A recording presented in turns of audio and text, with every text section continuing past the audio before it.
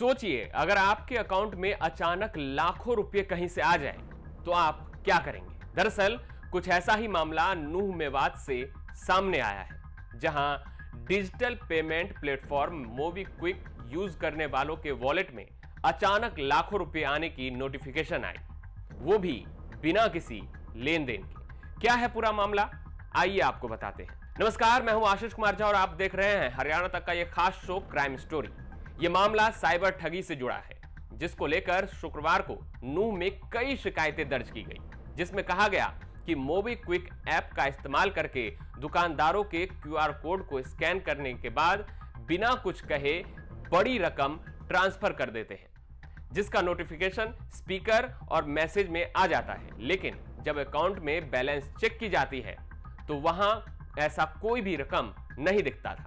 इस दौरान ठग दुकान से सामान खरीदते या फिर कैश की मांग करते और अगर दुकानदार मना करता तो उस पर दबाव डालते थे। वॉलेट में पैसे आने की नोटिफिकेशन मिलने के बाद कई दुकानदारों, व्यापारियों और पेट्रोल पंप पर कैश कराने कुछ लोग पहुंचे। इस दौरान मोबीक्विक ऐप के वॉलेट में ट्रांजैक्शन कर उनसे कैश लिया और इस बदले में लोगों ने मोटा कमीशन दिया। यहां तक कि कैश कराने के एवज में 50% कमीशन का भी ऑफर दिया।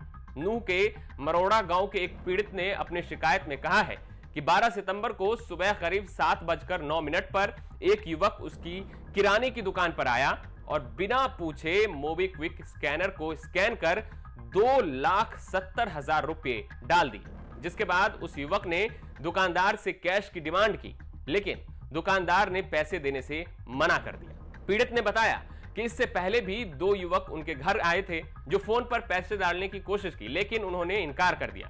पीड़ित को डर था कि यह फ्रॉड पेमेंट है और उनका बैंक अकाउंट ब्लॉक हो सकता है।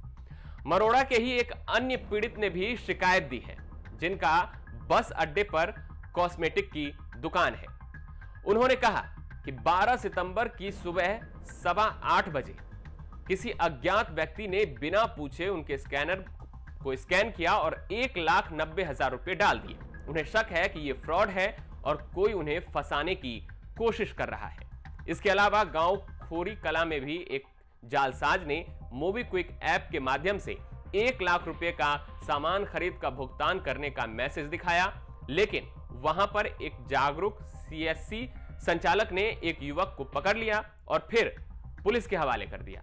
जबकि तीसरा मामला पुन्हाना क्षेत्र का बताया जा रहा है, जहां एक व्यापारी से करीब 50 लाख रुपए उसके खाते में ट्रांसफर करने का दावा किया। हालांकि इसकी अभी पूरी तरह से पुष्टि नहीं हो पाई है। जी, ये कल से एक नूह जिले में और पलवल जिले में एक फ्रॉड हो रहा है, जिसमें लोग आपके पास आ रहे हैं, स्पेशली व्यापारियों के पास आ रहे हैं, पेट्रोल पंप के पास आ रहे हैं, किराना वाली दुकान के पास आ रहे हैं। वो उन्हें लालच दे रहे हैं कि हम अभी आपके लाखों की पेमेंट कर देते हैं आपके अकाउंट में और आप थोड़ा बहुत उनको या तो पेट्रोल डाल दीजिए या थोड़े पैसे दे दीजिए। इस तरीके का फ्रॉड आ रहा है। इस फ्रॉड में क्या होता है कि एक बार वो आपको पेमेंट करेगा, आपके जो मोबीक्विक का जो वॉलेट है उसमें पैसे दिखाई भी देंगे और इवन जो साउंड बॉक्स होता है जिसमें आवाज आती है कि आपके अकाउंट में इतने रुपए आए, उसमें आवाज भी आएगी।